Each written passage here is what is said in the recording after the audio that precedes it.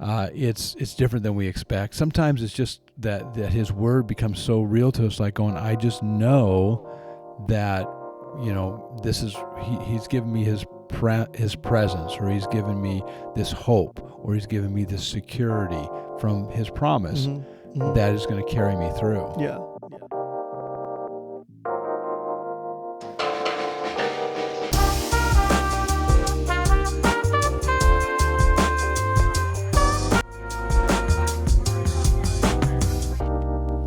What if seasons of lack are actually gifts from God?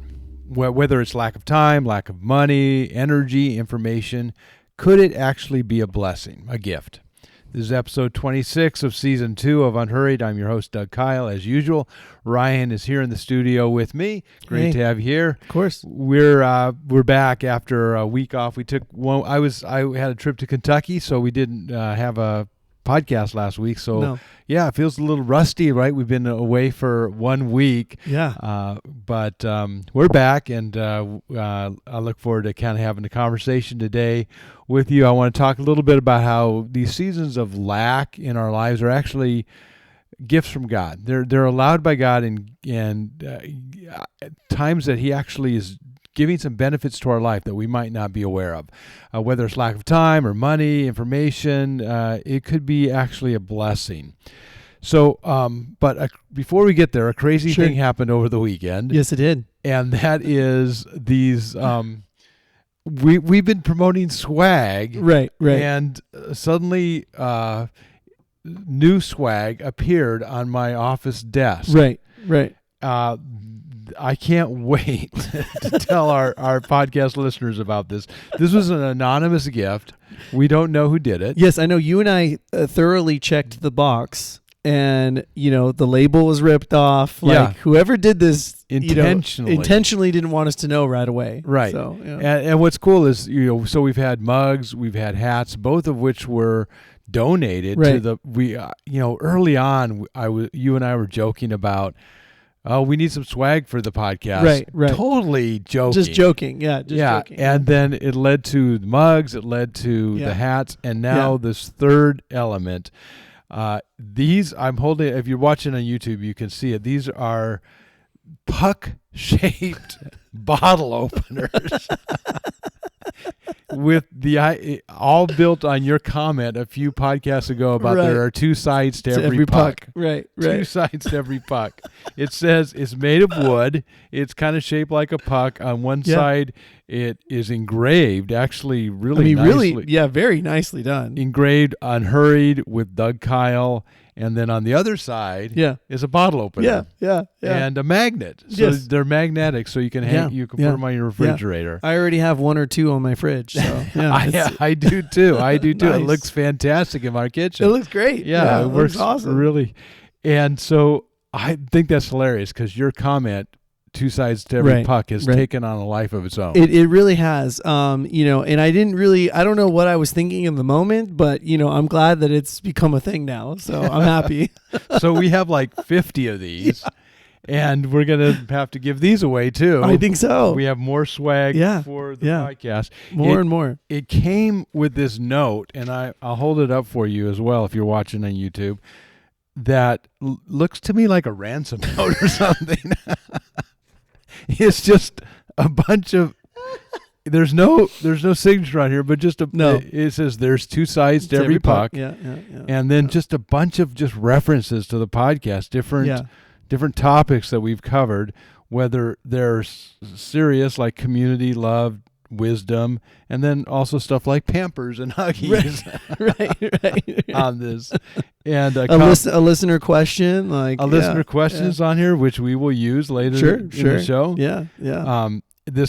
Apparently a quote from the show, that's the worst. Well, maybe not the worst. I remember saying that. I can't remember the context. I do remember you saying that, but I don't remember either. I'm going to have to go back and listen. Yeah. Or maybe they'll reveal themselves. Yes. And tell us when that happened. Would you please reveal yourself? We're dying to know who did this. It's so kind, and it's awesome. It's so hilarious. It's so good. So please tell us who you are. I'm sure you're listening because of course. You must are getting a kick out of the fact that we're mentioning this, and so But it got me thinking, are bottle openers really what we want to promote our show with? I mean, what is the message that we're sending with bottle openers? Summer in the sand, baby. Let's go. Summer in the sand. Let's go. I thought it was so funny because in the box with these bottle openers, they also put a 6-pack of Coca-Cola. Right. As if to say, just so you're clear. Just so we know we're on the same page this here. isn't necessarily for popping beer bottles. It's for Coca-Cola. Summer in the sand. Let's go. Let's go. Let's go. Come on now. So, all right, I have a question for you about these. They're beautiful. They're so good. Really nice. So good. Two sides of every puck. But so when we had mugs, yes, and we thought, well, this is perfect for the show because Unhurried is like sitting down having a cup of coffee, right, together after the sermon. We had caps, yep, which we have one right there. We have one right there. And these ball caps, and we say, yeah, there's like, it covers our brain. It gives, it's Unhurried is supposed to stimulate our thinking. Sure. What do bottle openers convey? What's the connection there? Well, we talked about like a while, like fellowship. You know what I mean? Like maybe community. Community. All right, community. Yeah. An online community. An unhurried community where you can sit and maybe watch a ball game and sip a Coke. And sip a Coke. There you go. All right. So if you're following along and like you haven't connected with the coffee connection, you go, right. I don't really drink coffee. I'm not tea. a coffee guy. Yeah. That you pop open a bottle of Coca-Cola and listen along with us. It's summer in the sand, baby. Summer in the sand, baby. Let's go. All right. Well, the swag thing is blowing up. I think it's so funny because it really was just a offhanded joke. I know. Comment. Well, we need some swag, and now it's crazy. I know. Well, I love the creativity too. Yeah. Like totally. The hats, the mugs, the bottle opener puck, thing. Like it's just, I love the sides of every puck. Yeah, it's just that's just too much. Yeah, we have great listeners. Y'all are too creative. So it's awesome. Amazing. Yeah, amazing. So we will figure out a way to give these away too, because these are going to be coveted items. Oh, for sure. These are going to be on refrigerators all over the county. All over. But we are in the middle of giving away our Unhurried caps, our ball caps, and we have a few left. And so the way you get one of them is you have to leave a comment on YouTube. It can be a question, it can be a comment, it can be it can be simply enjoying listening to the podcast, sure, or where you're listening from, or how you listen. Maybe you take a walk. Any way you want. We'd love to hear from you, and then we will randomly select from those comments. If you don't want to leave a comment on YouTube, you can also email us at unhurriedpodcast@gmail.com, and that also will get you in the drawing. We've said that you can have up to 3 entries a week. Yep. So until we figure out how we give away these pucks, these two sides to every puck bottle openers, let's just say if you win today, you can either choose to have a cap or there you go, a bottle. That would be cool. Opener, yeah, right? That would be cool. All right. Yeah. So let's do a drawing. We actually have now more people than one suit of cards, so I have a couple suits of cards here mixed up together. I am randomly shuffling these. You want to cut those and then select one? Yeah. Well, I've done the last two. You want to do this one? All right. Okay. Sure. You shuffle them up, though. You shuffle. Here, I did. And then you can cut. All right. I'm cutting the cards. Okay. I'm going to turn it over. This is, Jack of Hearts is Alma. Hey. Alma. All Congratulations, Alma. I know she loves listening. You have won a ball cap. So next time you see Ryan or myself, just we'll let you select one of the ones that are remaining. Yeah, for sure. There's actually several different styles. Or you can have a 2 sides to every puck. Why don't we give her both? Yeah, let's do that. You can have both. You can have a hat and you get. There you go. That's awesome. You're the first recipient of the Unhurried 2 sides to every puck bottle opener magnet. Boom. That's awesome. All right. Well, for the next few episodes, and the last few, we've been looking at lessons from the desert, getting some sand in our sandals, summer in the sand, as you say, baby. Lessons from their faith, their failure, their forgetfulness, their fear. Last time we talked about being holy or just being weird. What is it? Right. And as we kind of talked about how the Israelites were meant to be distinct from their culture, but that doesn't mean that they were supposed to be weird or, go out of their way to be different. It was just a difference that reflected God's holiness, not necessarily just being awkward. And we talked about something. We had a conversation about something that, and just to show you how much impact this podcast is having outside of this room, one of the things that we talked about was, well, do you notice anything different about my upper lip? Well, yeah. Are you going the mustache? The mustache has started. It's only like 3 days old here. I like it. It's but nice. Yeah, I mean, last time you said 100%, I should do it. I was like, go for it. You were showing me pictures online of people with mustaches as if that was a rationale to do it. But I'm just saying, it's good. If I could do it, I would grow one. But mine ends up looking really weird. It looks dirty. It looks weird. I think because I have dark hair, it ends up looking like they're like, did you not wash your face? And they're like, oh, you're growing a mustache. Like that's what mine ends up looking like. Where yours, like I feel like could look. I nice, don't know. We'll see. It's been a while since. I mean, I've had a beard, but not a mustache. So. Right. All right, we'll see. But that's coming out. I'm taking your comments to heart. Yeah. So we'll see. We'll see how long this lasts, but we'll give you a report the next few weeks on how the mustache is coming along. It's going to be shaved off. It might not last another 2 days, but we'll see. Anyway, the topic is what do we do with lack or scarcity in our lives? Is it possible to see that as a gift? Is it possible that God would actually even lead us into places where we're in times of great need or shortage, intense insufficiency? And if so, how could that be a gift? Are there any benefits that actually come from that?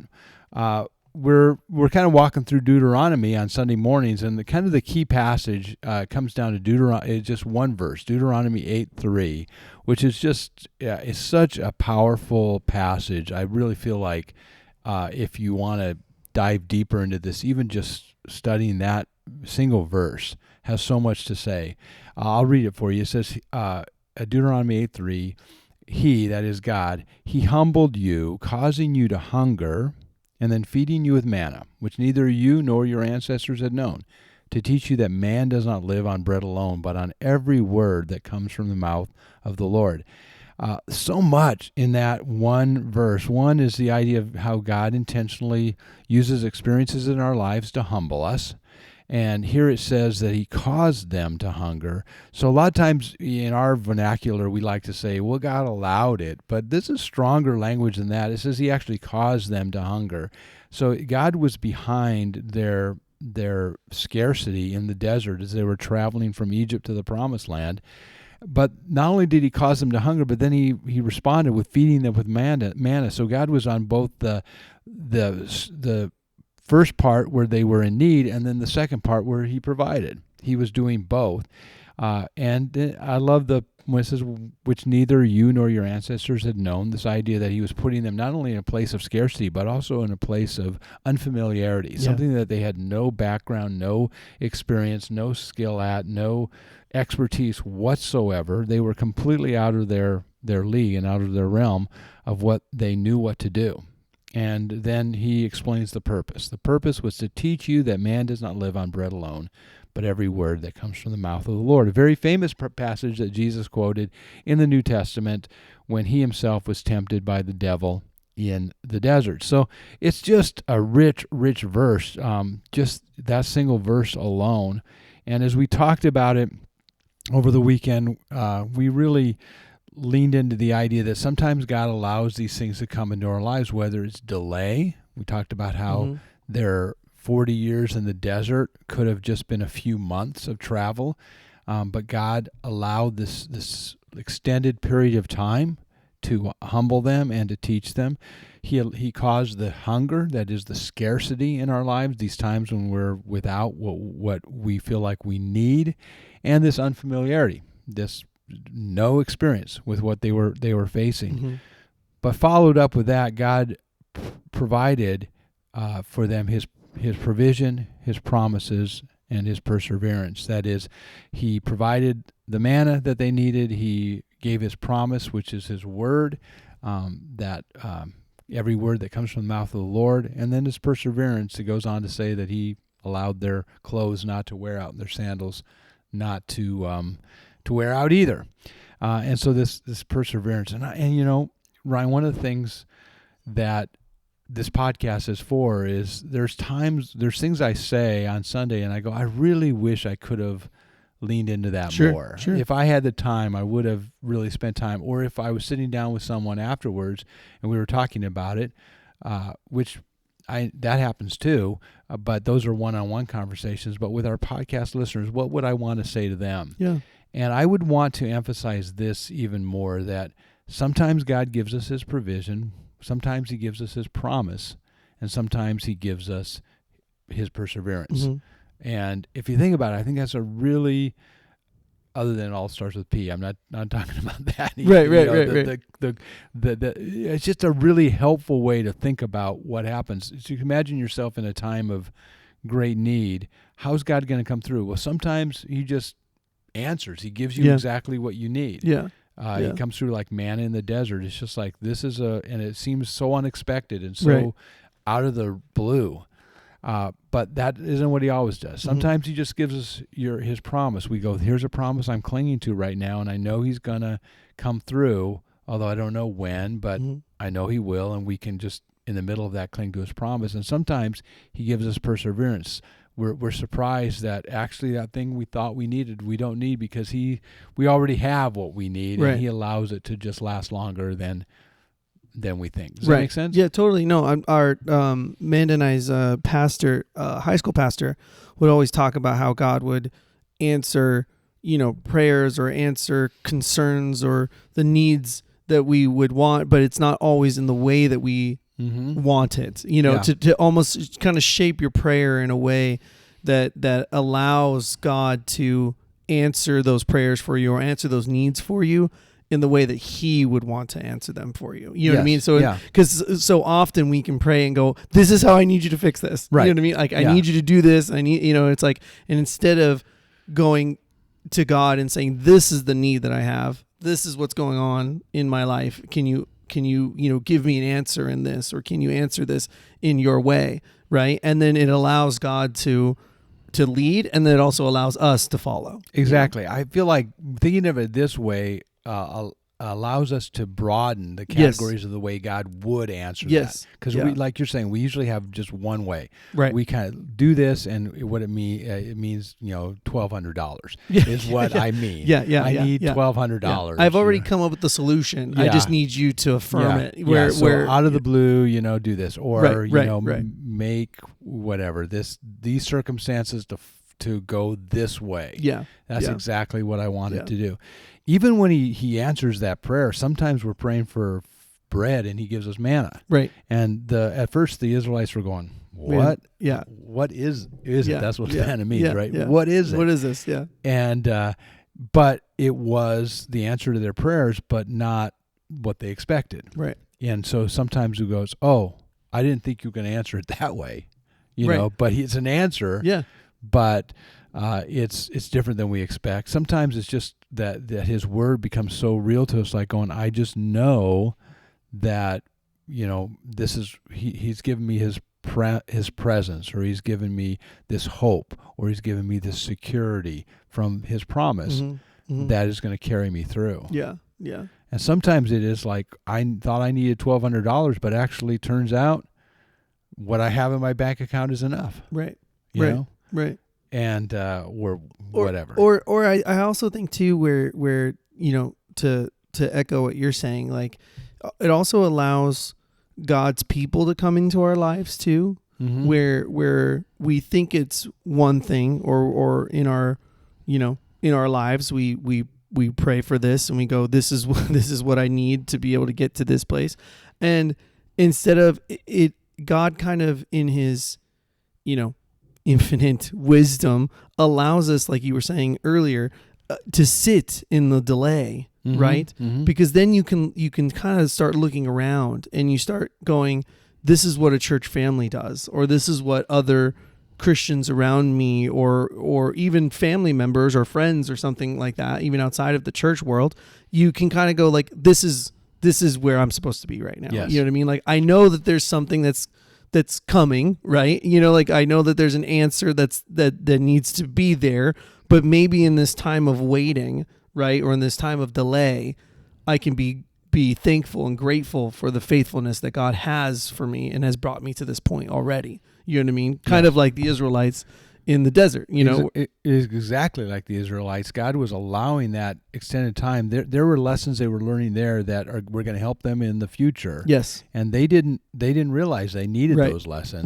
Right. But they did. Right. Exactly. And Yeah. they wouldn't have had them if God had answered it probably exactly the way they had scripted it. Right. Or the right. way we script it for God. Right. Our prayers are often scripts. Yes. God, and this is the way we want you to do Right. it. Right. I've really been thinking a lot lately, the last few days, about the prayer, your will be done, the Lord's Prayer. Your kingdom come, your will be done on earth as it is in heaven. And it really comes down to that. I mean, I think this broadens that to go, Lord, we want your will. It could be your provision. It could be your promise. It could be your perseverance. Yes. It's probably a lot broader. The options are a lot broader than I'm bringing to the table here, Right. because like you say, God's wisdom is infinite and ours is not. Right. So we can't figure it all out.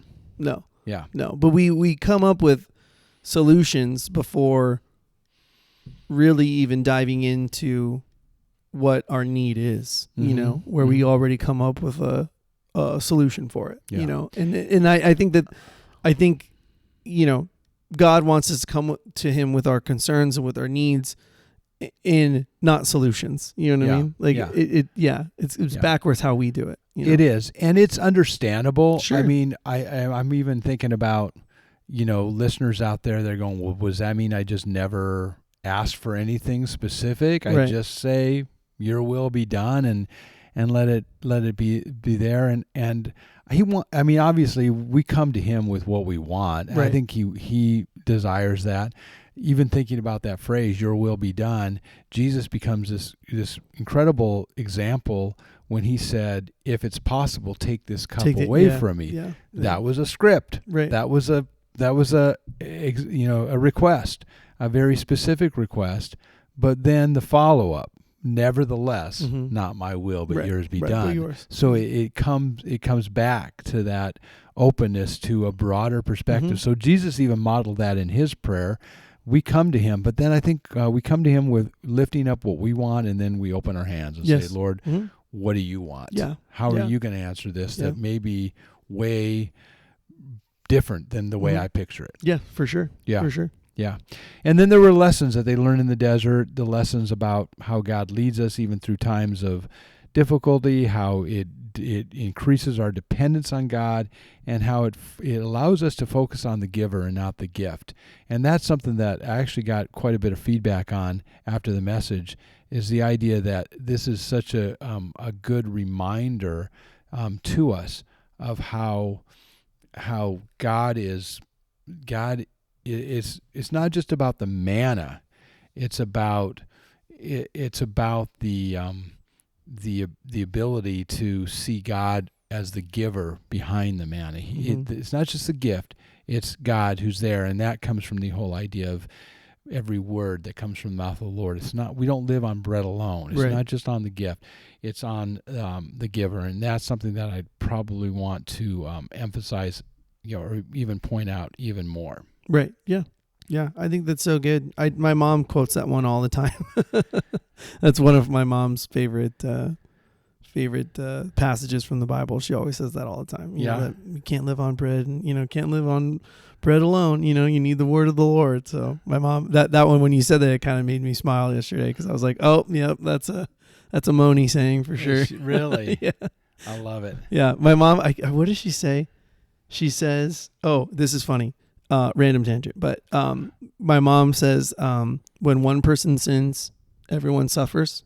Okay. Okay. Okay. And what she means by that is that when someone, like, guilty by association, right? Yeah. Like if you allow your friend to do something and he gets in trouble, then you're going to get in trouble too, right? Right. Like that's Okay. kind of what she was saying. Yeah. So she used to tell my brother and I that all the time. And so one time my brother goes, he's like, "Mom, you know that thing that you say all the time, like one person sins and everyone suffers?" And she goes, "Yeah." He goes, "Where's that in the Bible?" And she's like, "It's not." She's like, that's just what I say. That's just what I say.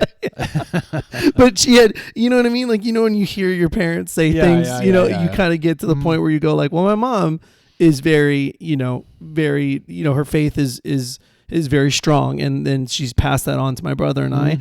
And so my brother just assumed. Yeah. It was just in there, There was chapter verse for that one. Exactly. Yeah. Yeah. Yeah, exactly. So anyway, that just reminded me when you said that yesterday, I was like, that's a Moni saying right That's there. a Moni. Another shout out to Mom. Another shout out to Moni. Yeah, there you go. I hope she's still listening. I bet she Of is. course, Yeah. of course. All right. Well, so here's another reason that we do this podcast is that I want to kind of go into a deeper dive of things that we couldn't cover on Sunday, but I wanted to. And there's three things that I wanted to really kind of go a little further with our listeners and viewers. And the first one is the idea. I think this is important to say that yes, God causes hunger, according to this passage. He allows us in these times of delay and scarcity and unfamiliarity. He absolutely does that. It was God's doing, but the Israelites also were part of the problem, if you want to put it that way. They also contributed to that happening. What I mean, and why this is important, is I'm thinking about some of the comments I got from the message yesterday. I feel like if all we say is God causes the delays, and then we can just kind of not blame everything on God, but put it all as His responsibility. Mm-hmm.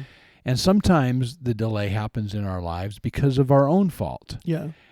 And that was certainly true of the Israelites. Mm-hmm. When we say that they could have gotten to the promised land in less than a year, easily in less than a year, and it took them 40 years, why was that? Well, it wasn't just that He was saying, I'm going to hit the brakes here and make you delay. It was because of their own rebellion, their own sin, their own stubbornness. All of those things contributed to why it had to take so long for them to get to the promised land. And yes, God was causing it, but yes, they contributed to it. Mm-hmm. And they could have got there sooner if they had cooperated with God rather than resisting Him. So the reason I say that there is both things are influencing is the delay, the scarcity, the unfamiliarity could be because we've done something wrong along the way, and nonetheless God is using it. I think that's what's absolutely mind-boggling and incredible about the Israelites' experience in the desert is they were sinful. They were looking back and wishing they were in Egypt. They were doing all these things that we kind of look at and go, well, they were testing God. They were creating idols. They were doing all these things, all sorts of things that they go, you guys were really, messed up here. And yet God was at work using it to reveal what was in their heart, to test them and to prepare them for the promised land. Yeah. And I actually think that's kind of hopeful because otherwise we can say, well, this delay happened, it's all because of God. But then if we know in our heart of hearts it's sort of because of us, we maybe failed or we did something wrong or we didn't do everything perfectly, then it's easy to say, well, it's my fault. God is no longer, doing something in the middle of this. Right. Let me give you some examples because I think examples help with this. Let's say you experience some scarcity in your life, some financial scarcity in life because because of some bad planning. Sure. You just didn't plan well.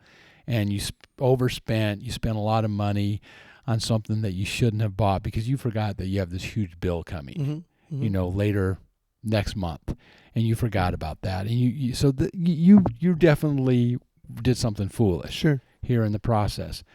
Suddenly that bill arrives and you go, oh, I completely forgot about that, and you find yourself in a time of scarcity.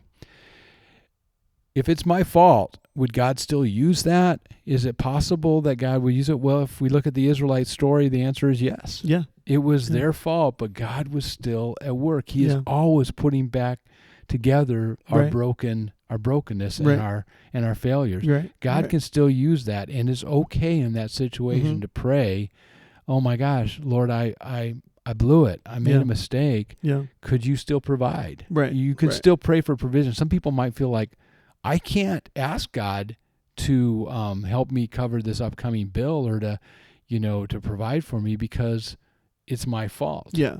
Yeah. But it's always, we always it's always our fault. we always have some blame in the process, right? Yeah. And we can still pray, and God might still come through, even though we have contributed to the failure. I think that's incredible. I think it is. I think I know a lot of times some people, and especially people who are not in the church world, or you hear something about a church or a pastor doing something that was financially bad or morally bad or something like that, but then you still people are like, oh well, that's just Christians or that's just the church, and you go like, yeah, but look at all the fruit that was gained in spite of all of that, in spite of all of our shortcomings. And I'm not saying people should be held accountable for the mistakes that they make. Yeah, of course. But I'm just saying, you look back at those things and you go, look at all the fruit that was still provided. It's not because of him,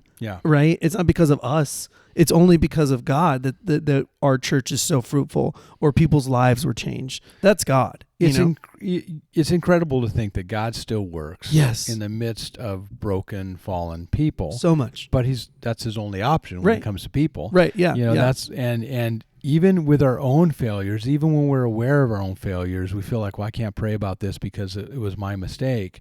You can. You can. Just like the Israelites, God was working through it, and the delay came because of them, but also God used it. Yes, in their lives. Yes. I'll give you another example. Let's say you're waiting for some. This happens. I've heard these kinds of conversations among a lot of people over the years. Let's say you're waiting for some medical reports to come back, and you're kind of worried about it because it's like, I want to know, is this bad or okay? Is this malignant or is it benign? Right. I need to know.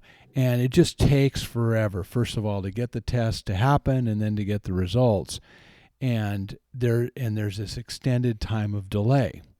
And it's not your fault. You're doing everything you can to get, and you want quick answers, but it's sort of the system. It's just the system is slow. And it's part of living in a broken world where things probably don't happen as quickly as we want to. That's not just simply God saying, oh, I'm just going to make it so that you don't get reports. It's really a broken world that contributes to that. But does God still use that? Can he still use that delay in our lives to build a trust and a dependence on him? Absolutely. Yeah, very much so. So I don't want to just blame everything on God. Right. Every time there's a delay, every time there's scarcity, every time there's unfamiliarity, well, God's doing that because it could be a combination of my own sin, a broken world that contributes to it. But the good news is that no matter what, God is still using it. Yeah, very much so. I think the way you said it yesterday too, where you were talking about how God can, use our time of waiting, use our time of delay to draw us closer to him. Like I thought that was really awesome. And I think that's kind of the world that we live in.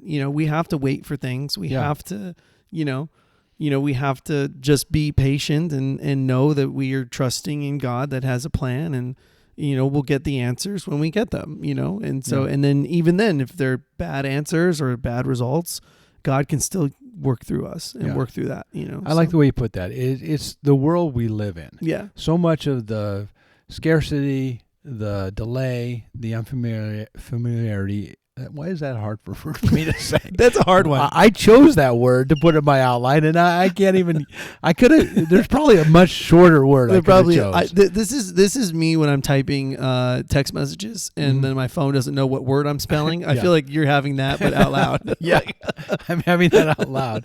And also, I had trouble spelling it. It's not an easy word to spell. Unfamiliarity. Yeah, I'm not even going to try. There's too many I's in that for one. Anyway, you That's all funny. know what I mean. But Yes. all of those things could well be just the world we live in. Yes. It's part of the world we live in, but God's using it to do all these things that create spiritual benefits Yes. in our lives. So that's the first thing I want to say is that, yes, God caused it, and it doesn't matter if part of it is our own sinfulness, he still can use it. Yeah, very much so.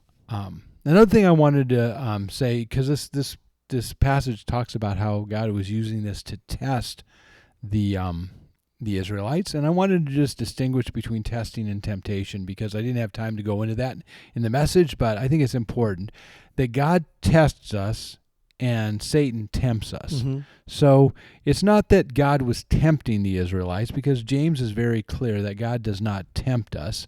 God is not a tempter, that Satan is the tempter.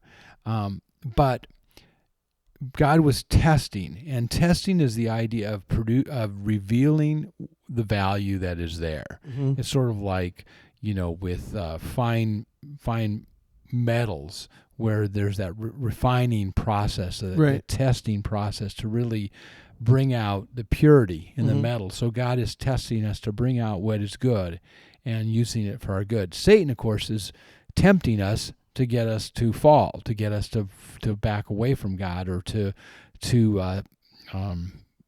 be disloyal to God and to hurt others and hurt ourselves. That's what happens in temptation, where God is testing us in order to prove something and to bring out something good. But even though the words, actually it's interesting, in the Greek, the words are the same word. It's exactly the same word, temptation and test. So you only know the difference by context. Right. But I think that's interesting because there's a lot of similarities between a temptation and a test. And one of the ways I've talked about it over the years is that in every test there's a temptation, and in every temptation there's a test. God is testing us, Satan is tempting us. And so we just need to be able to distinguish the difference and say, I want these struggles in my life to be a test, not a temptation. Yeah. I want it to pull me towards God, not pull me away from God. And I want it to prove something of value and worth in me rather than pull me away and cause me to do something that would be hurtful to me or to others. Right. Yeah, Satan wants us to be disconnected from God. Yep. God, allows tests to happen in our life to draw us closer to him. Yes. Yeah. So this was a test. It wasn't a temptation, although Satan certainly was there to pull them away as well. So I guess in a sense it was both. But from God's standpoint, it was a test. Right. The final thing I want to say that I didn't get a chance to say in the message, but I think is really important part of this conversation, is that since we spent a lot of time talking about delay and scarcity and unfamiliarity, that time it rolled off my tongue. That was good. Yeah, fist bump. Nice. Since we talked a lot about that, we shouldn't over glamorize those things. Delay, scarcity, and unfamiliarity. We shouldn't over glamorize them. They are tools, not goals. They are things that God will use, but they're not his goal for us. Sometimes I hear believers kind of talking about the idea that, scarcity is the goal. That God really wants us to just be impoverished, to be always dependent, because since scarcity builds a dependence on God, which God in fact uses it for, therefore their logic goes, we should always live in times of scarcity so that we're always dependent on God. Or since delay causes us to trust God and not control the situation, we should always kind of be living in times of delay. Or unfamiliarity is good because we're not relying on ourselves, but we're relying on God. And it leads to people saying things like, I should always, give away everything I've got and live in complete poverty. I should always, live in this time of waiting. I should always put myself in situations where I have no expertise, no skill, no experience whatsoever. I think we can over glamorize those things and notice that in the story with the Israelites, those were tools that God used, not goals for his people. Mm-hmm. The goal for his people was to get them in the promised land. Right. He wanted to get them in the land of plenty. He wanted to get them in a place where they did have enough bread to eat and they did have the resources that they needed. He wanted to get them in a place that they belonged all along, that was actually designed for them and would feel very almost like this land was made for me. Right. I'm made for this place. There's an old song that says the weather fits my clothes. A place where it's like the way I'm designed is the way, the climate that I'm in. Yeah. And his desire was to get them there, and we see that even by the end of the chapter, that was his goal, to bring them into that place. So God did want them in the promised land. He does want us in places where we're satisfied, where he's provided for us, in places where we're not, worried about all these things that are still out there. But ultimately that doesn't happen until heaven. Right. But we get to experience some of that early in the promised land that he brings us into in the Christian life, where he does bring us in a place where we can enjoy the gifts that he gives us, the blessings that he gives us. Yeah. But because we've had those times of need and lack in our lives, we now see that it's about worshiping God, not those things. Right. Yeah. And that's a good lesson, because we're, with our kids and stuff, we sit down and we pray and we thank God for, our food and our clothes and our house and, all the things. And, their little brains are just trying to put it all together, So Remy asks all questions all the time, like, well, did God provide this pencil? And they're like, and you're like, well, yes, like he did in a way that God provided the roads or the cars that we drive, you know what I mean? Like kind of thing, it's like, well, God made us and then we made those. And, so it's like you putting it all together. But I think that the lesson of that God wants us to experience the promised land. That's the end goal. But we can, this side of heaven, there's lots of blessings that he gives us. You know, I don't think he wants us in a scarcity mode all the time. You know what I mean? Like, when we were growing up, we grew up very humbly. Like we didn't have a lot of stuff. We don't have half of the things that my kids have. You know what I mean? So it's like, to look at that now, you go like, well, that was God's promise. You know what I mean? Like he took care of us and he provided for us, in that way, where it's like, I don't think he wants us to always be in this mode of wanting. Right. And you see that even in the passage itself. We're talking about the opening of Deuteronomy, it's chapter 8. Right. But as it gets further, it talks about the Lord is bringing you, verse 7, the Lord is bringing you into a good land, a land with brooks and streams and deep springs gushing out of the valleys and the hills. And he talks about having wheat and barley and fig trees and pomegranates. And you get this feeling from the passage that that's God's goal for his people. He says, I want you to be satisfied. We see that with King David. King David, when he succumbed to the temptation with Bathsheba, when God comes to him, he says, how could you do this? I've done all these things in your life, and I would have given you more. Right. God wants to bless our lives and fill it. And this isn't the prosperity gospel, or not saying that God wants to make us, filthy rich. Right. I'm just saying that he wants to fill our lives with blessings and not to always be like, living in this time of scarcity and delay and in from unfamiliarity. Right. But in those times, teach us something good about God being the one we look to. Yeah. And then when we find ourselves in times that aren't that scarce, we still are looking to God as the one who fulfills us and satisfies us. Yeah. Maybe another way to think about this, let me just look up a different verse. Sure. In Paul's writings in Philippians chapter 4, he says something really cool here. He talks about learning the secret of contentment. And let let me see if I can find that.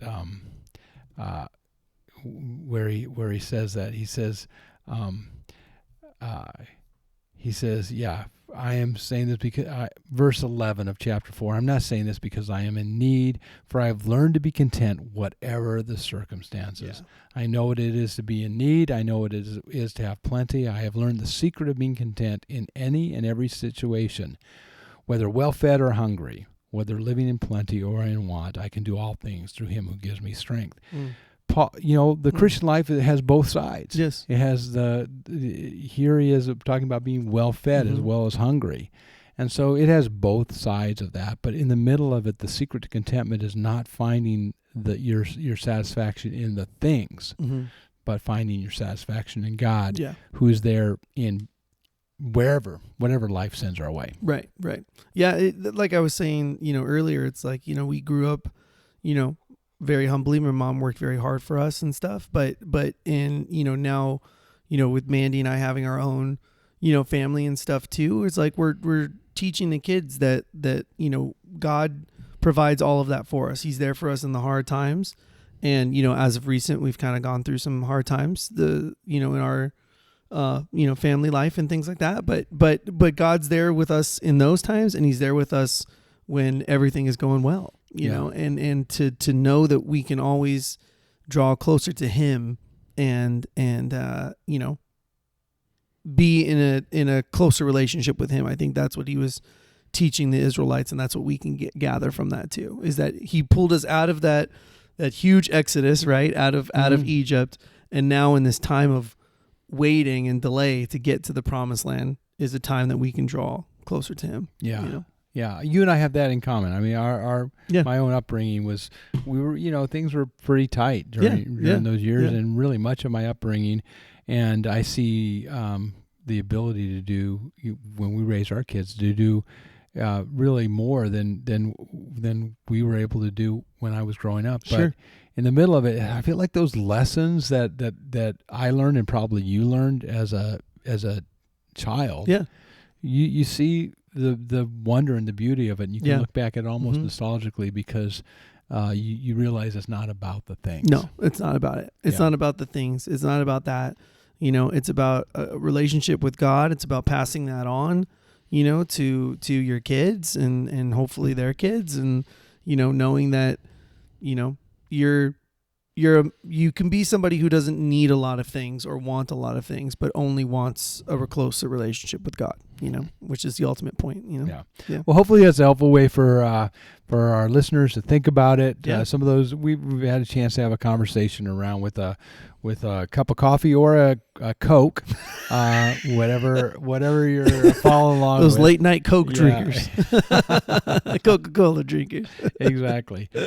We do have a listener question that I want to address. Okay, cool. And I'm going to address the one that came on this this ransom note or whatever it is here. This that came with the two-sided puck bottle openers. There you go. I think this question connects to the idea we were talking about in a recent podcast, the idea of, the most recent podcast, of being weird or being holy. Right. What is it? And how we're supposed to be in the culture but not of the culture. Right. And how we can appreciate aspects of our culture, but not necessarily adopt everything. Right. I think that all that was behind Sure, this question. sure. So the question is, what's a tradition from another culture that you find fascinating? Something you like from another culture, Sure. and you think that's kind of super cool. This is not necessarily, everything about culture is bad. So what is it about something, maybe a different culture, that do you have a thought on that? Yes, I actually have given not a lot of thought to it, but I have a few friends that are Japanese. Okay. And I just think Japanese culture is so cool. Like what particularly you think about it? The part of where you can like I have a friend of mine that can trace his family lineage back to having being a part of the samurais. Wow. And things like that. And I just go that's incredible. You know what I mean? I just think it's so fascinating. It's an island in on the other side of the world, and it was kind of small, but if you look back at the battles and the wars that they had to overcome, because they had to go against some powerhouses, back in those days. The Mongolians and then the Chinese, dynasties and things like that. And you just think like, oh, we're just going to go conquer Japan. And Japan's like, no, you're not. You know what I mean? Like, I just think it's really cool. Like, I've given a lot of thought to it. And so anytime I have a, friend or, that's Japanese, I like to talk to them about it. And, how, one of my friends like went to like Japanese like school on the weekends and like would learn about Japanese history and learn, the language and the things like, and you just go like, man, that's cool. Like, I don't know. I look at that and I go like that. I just know. I'm like, I don't know. You can look from afar and be like, that's cool. That's a really, I love that. I love that. I hadn't thought about that. That's a really cool cultural thing, especially the sense of history and ancestry. Yes. And like being connected to this long legacy of people, of relatives way back. I was, it made me think. I was in Mostra yesterday. Another reference to Mostra. There you go. Yeah, I was in there, and one of my friends that works there is Japanese heritage, nice. And there was a woman in there that spoke Japanese, and cool. they're having a conversation in Japanese, which is really cool because usually I'm just talking to him normal in English, right. And it was so fun to overhear him speaking fluent Japanese and just going, man, that's so. That is cool. I was like, admired it. Yeah. And so Cindy goes, yeah, you should go over there and listen because he's talking Japanese. And so I come up and I use the only Japanese I know. Okay. I go, Ohio. Hey. Which is an estate in Japan. That means good morning. Good morning. And cool. Cindy's looking at me like, and then looking at him like, was that right? Was that right? Going, yeah, that was perfect. And then I laughed and go, arigato, which is goodbye. Right. So those are the only things I know. That's it. Used That's all you got. My entire Japanese language knowledge in those two words. Yeah, that's awesome. There was a video game that I played a few years ago, and it was about this, how you're kind of like this samurai basically, and you're having to like learn these different skills, but it was made by a Japanese company. So when they released the game, you could play it in English or you could play it in traditional Japanese. Oh, wow. And so all of the voiceovers, all of the language in the game would then switch to Japanese. So I played it the first time in English, and then I was like, well, I have to see how they originally intended it. Yeah. So then I played it a second time in traditional Japanese. I had no idea what they were saying. Yeah. Right. But it was just so cool. It immersed you into this world. Yes. That I was like, well, it's just really interesting that I'm like, now I'm thrown into this game world. Right. But I'm like, I don't know the language. Like I know nothing. I had to like figure out like how things worked again, because I was like just used to just hearing it in English, and so, I just think it's really fascinating, like that culture. Well, when I thought about that question, what's a tradition from another culture that you find fascinating? The first thing that came to mind is just the Shabbat in the Jewish culture. I love the idea that they slow down, on Friday at sunset and then go until Saturday at sunset. And sometimes over the years, not so much right now I'm doing it, but sometimes over the years, I've taken that more literally, where I try to really recognize sunset at Friday as sort of like a time to reset, to turn off from work and all the things that kind of consume you, and be able to just kind of slow down and not think about any kind of work again until sunset on Saturday. I like that. Yeah. Kind of related to that, I kind of am enamored with the siestas of Mexico. Yes. Where they take the midday siesta. To me, that's like, Cindy loves to nap. I can't really nap, but to me, it's I can't. Wouldn't that be cool if you could? I mean, they have the big meal in the middle of the day, and then they take a siesta, and then their evening meal isn't until really late. And it's kind of more of a lighter meal at that point. We were actually in Mexico several years back when our son was studying there. He spent a semester in Querétaro, Mexico, in this kind of the heart of the country, up in the hills, this great colonial village, and we spent some time with him, and we went to him with one of his classes, and one of his classes, he goes, the class starts tonight at 6 p.m. I go, what? You would never have an American class, Yeah. a college class that started at 6 p.m. Yeah. because that's dinner time. You Yeah. just know there's no way you would start a class at Right. 6. Right. And I'm going, how can this start at 6 p.m.? Yeah. Yeah. And it sure enough it did, because that wasn't dinner time. No, you already had your big meal and you're just coming off your siesta and ready to clock back in. Yeah. Yeah. And then they had, a long class in the evening, and then we went and got late night tacos. Yeah. Yeah. And it was like amazing. Yeah. Yeah. I'm going, yeah. well, this is kind of cool, you Yeah. know, Yeah. totally different. So I'm Yeah. just kind of, I can't nap in the middle of the day Right. really, but Right. it's kind of to me something that I find fascinating. Yeah, that's awesome. Yeah, anytime one of my cousins gets married in Mexico, like, we try and go out and see the family and stuff, and their wedding times would be considered to be insane. Yes. If they did, because it's the same thing. So they always go to the latest mass, which is around 6 or 7, right? Mm-hmm. So they'll go around 6 or 7. So they'll the priest will perform the mass, right? Mm-hmm. And then so you probably get out around 8 or 9. Yeah. Okay. And so the wedding hasn't even started. This is just mass.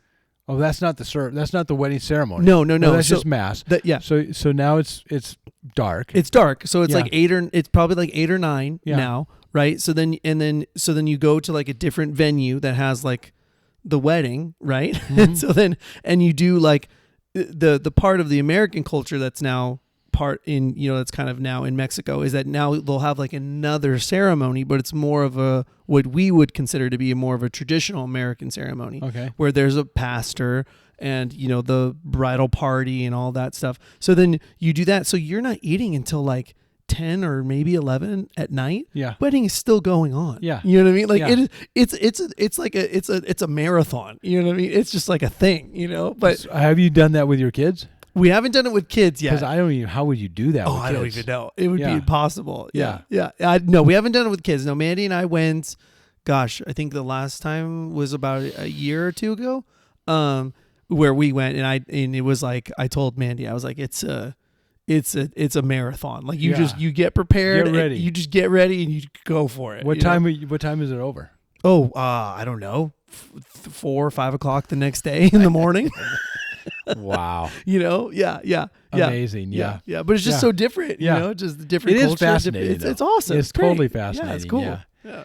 All right. Well, thanks for that question to our anonymous Yes. donator of the two-sided puck with the bottle opener. There you go. So if once again, just a reminder of how you get a hat, or in this case, a hat and a bottle opener. Sure. All you need to do is to leave a comment on our YouTube page, or send it to us on unhurriedpodcast@gmail.com. Just let us know you're listening. Let us know you're following along. Make a comment, leave a question. We'd love to hear from you. It's always nice to hear from people to know that you're following along. Hope this has been an encouragement to you. It actually is built on a message that I gave in the series Summer in the Sand. You can look it up on greenvalleychurch.com. The message is called When Hunger is a Gift. If you'd like to listen to it or listen to it again, you can do it there. Thank you, Ryan. It was great to have this conversation with you. Yeah. Thank you to our Doug. our enthusiastic viewers and listeners. Until next time, this has been Unhurried with me, your host, Doug Kyle. I look forward to talking soon.